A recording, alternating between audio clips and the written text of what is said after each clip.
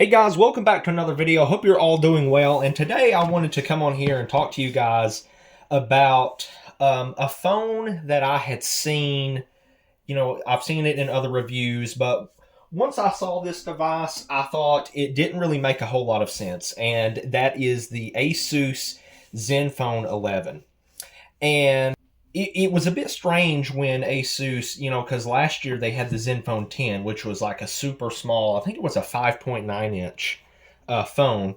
And this year they went ahead and made this a much bigger device. So now it's like a 6.78 inch device. But the reason I'm not sure where this device kind of fits in is because I think it looks nice. You guys can let me know what you think. Overall, I think it's a nice looking device and it's got a really nice display. It looks pretty good to me. I wouldn't be ashamed to carry this device in terms of look. And I'm going to go over the specs here in just a minute. And there's the colors. I'll go over all the colors. Let me know what you guys think. Which one of those is your favorite color? So in terms of the colors, so this right here is confusing too. It starts at $899, and I just think there's better choices out there for less or even the same amount of money. And one of those being the OnePlus 12, which I'm currently recording on. And you've got the Galaxy S24 series. So for $100 more, you could get the S24 Plus, or $100 less, you could get the standard S24. But in terms of colors, we've got Eternal Black, Misty Gray, which I think is probably my favorite, Skyline Blue, and Desert Sand. So 4 colors, which is nice. So it says here this phone was announced in March but released April 14th, which isn't that long ago. In terms of the build quality, on the front, you get Gorilla Glass Victus 2. It has an aluminum frame, IP68, which is good. That's definitely a little bit better than the OnePlus, but you'll find out soon why I just don't think this phone makes much sense. A 6.78 inch 1080 by 2400, which is also a little bit weird because most flagships, even though they come out of the box with the resolution set to 1080p, most flagships have a native 1440p display. So that's a bit strange. Not a deal breaker. So it comes with Android 14. You get the Snapdragon 8 Gen 3, which is the flagship CPU, 256 gigs of storage, which comes with 12 gigs of RAM, or 512 gigs of storage with 16 gigs of RAM, and that storage is UFS 4.0.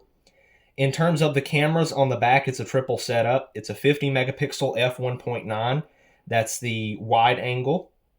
You get a 32 megapixel f2.4. That's the telephoto with 3x optical zoom.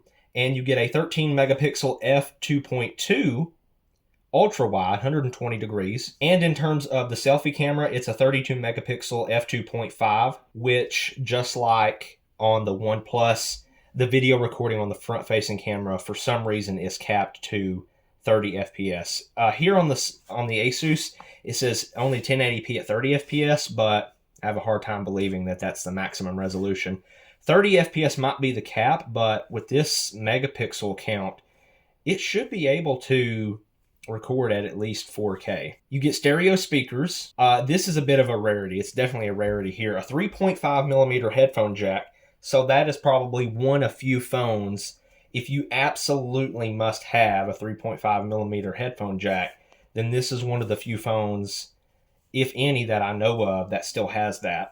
You get an optical under-display fingerprint scanner, and it also has face recognition and a very large 5,500 milliamp hour battery with 65 watt wired charging, but only 15 watt wireless charging and 10 watt reverse. It says reverse wired. Normally that's wireless. Surely this phone has reverse wireless charging.